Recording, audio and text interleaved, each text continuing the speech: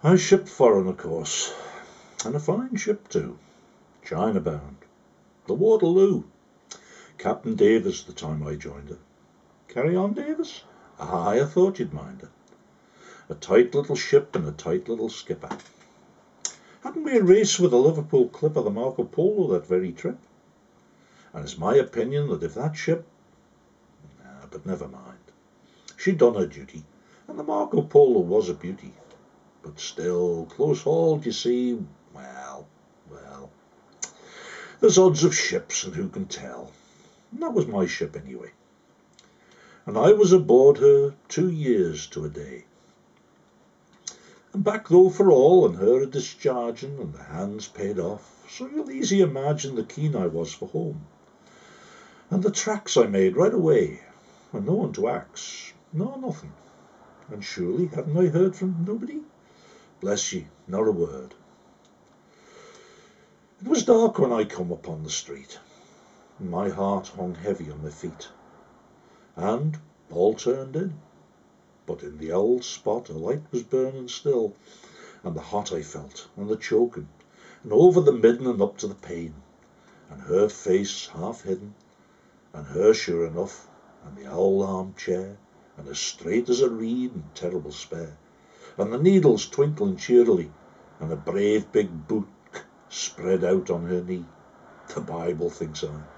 I was really pleased, for it's a great thing to get old people eased in their minds in the leck of yonder.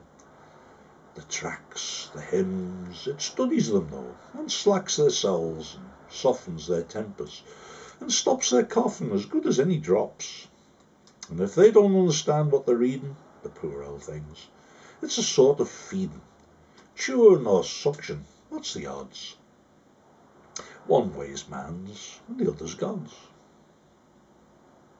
But how about Betsy? Well, wait a bit. How about her? That was it. And what a man knows, you see, he knows. So I lifts the latch and in I goes. Mother, I says. And then the spring she gave. And says she, it's a scandalous thing, she says, coming back in their very closes. It's bad enough, but I'll have no gozes. Be off, says she. Be off, be off. Well, I really couldn't help but laugh. I'm Thomas Baines, your son, I said. I'm not a ghost. And aren't you dead? No, I says, and I took her and gave her a kiss. Is that like a ghost? Well, I can't say it is. And Betsy, mother. The look. Betsy, mother. The woman shook. She spread her arms, and I staggered to her, and I fell upon my knees on the floor, and she wrapped my head in a brat, do you hear, for to see a man crying is middling queer. And then, my mates, then I knew what a man is backed by the devil can do.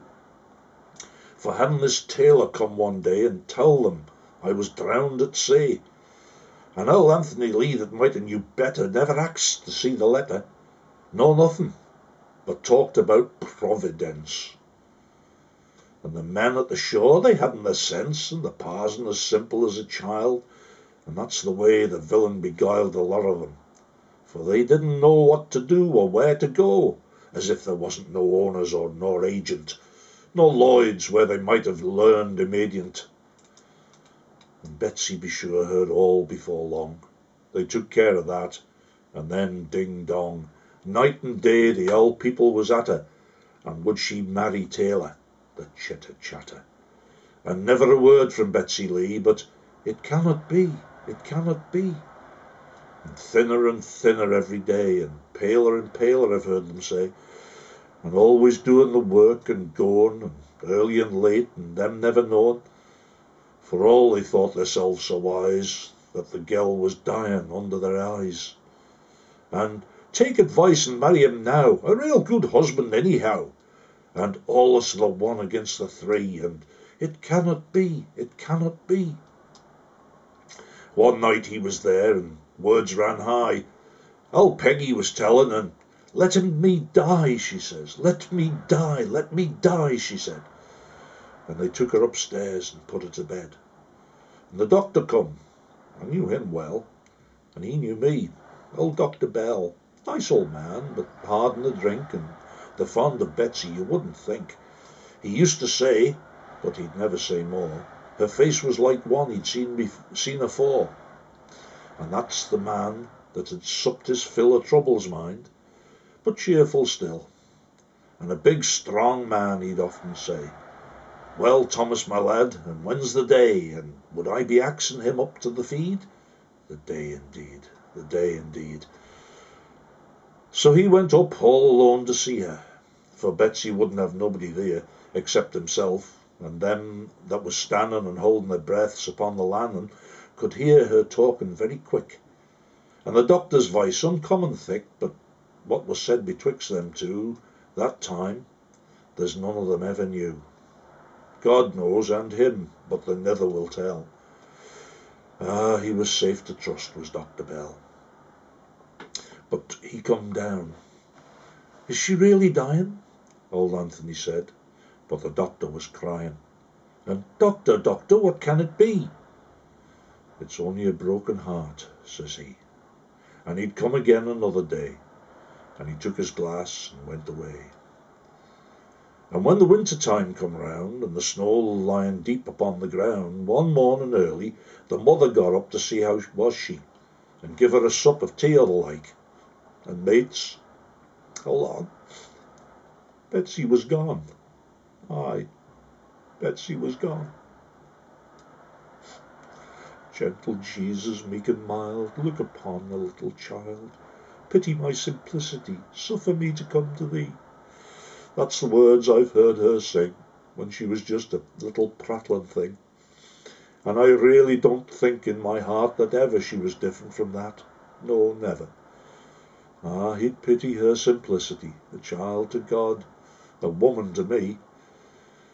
Gentle Jesus, the sound is sweet, like you'll hear the little lammies bleat. Gentle Jesus, well. And once I thought, but who can tell? Come, give us a drop of drink. The stuff a man will put out when he's dry. That's enough. To hear me talking religion, eh?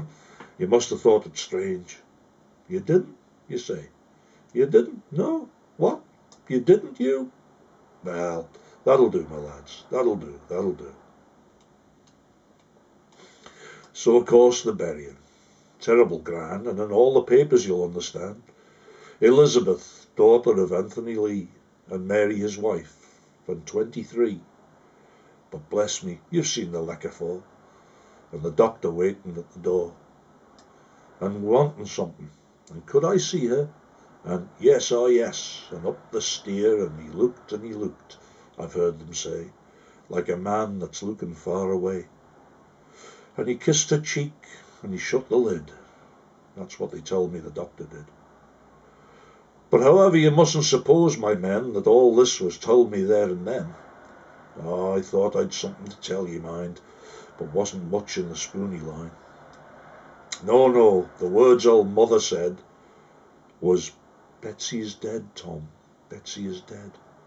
And its tailor has killed her anyway, for didn't he tell her you were lost at sea?"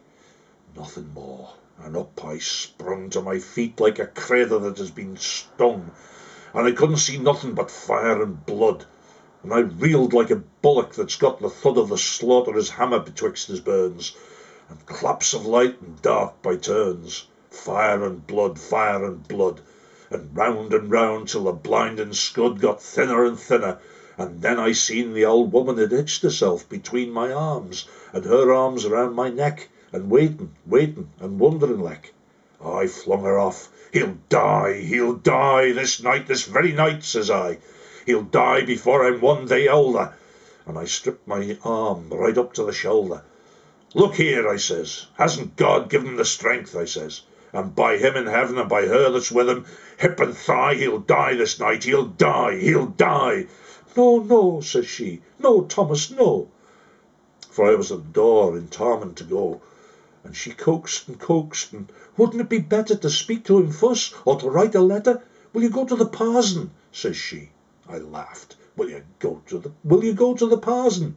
It's not his craft, I says. The work I've got to do is no parson's work. Will you go to the brew? And when she said that, I made a run, but she held me, and, oh, my son, and crying and holding on to me still, will you go to the parson? Yes, I will, if that'll give you any content. Not another word, but away we went. And her in the dark a-keeping a grip of my jacket, for fear I'd give her the slip, and a-pegging away with the poor old bones, and stumbling and knocking agin the stones. And neither the good nor the bad was said. The one of us hadn't a thing on her head, and the rain it rained, and the wind it blew. Ah, the woman was hard, but the woman was true.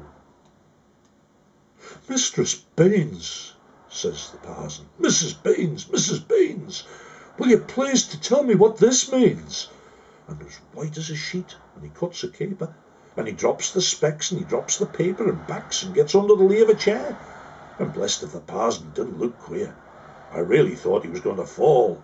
And says Mother, he isn't dead at all. Don't be freckened. And holy Moses, wasn't he paid to look after gozers? And then the joy he took of me. The only one saved from the wreck, says he. What wreck? I said. There wasn't no wreck, just tailor's lies. And I cussed him like. For shame, Thomas. And up she stood. Let him cuss, says the parson. It'll do him good. And the look he gave, and the sigh and the sob, and he saw in a minute the whole of the job, and he tried to speak, but he wasn't able, and I laid my head upon the table. Quite stupid like. And them two began to talk, and I hardly knew what it was they said, but the little drop. I heard, and you'll excuse him, and woman, stop. The lad's drunk with grief, he said. And he come and put his hand on my head, and the poor old fingers as dry as chips, and the pity a-trickling off their tips, and making all as peaceable. Ah, the parson was kind and loving still, full of wisdom and love and blessing, and it's kind and loving was the parson. So at last, you see, whatever they had, I didn't say nothing, good or bad. And they settled betwixt them what I would do, and neither to go to the town nor the brew, but off to sea again away straight, and if I could, that very night. So they roused me up, and me and your mother, the parson says. Ah, you needn't bother, says I. All right. And then I'll be bail I took it grander at Parson Gale. Now, parson, I says, you know your man, and a son of old Dan's too, a son of old Dan. We were at the door, just ready to go. Ah, the parson couldn't help smiling, though. A son of old Dan's? Aye, just that way. A son of old Dan's, eh, Billy, eh?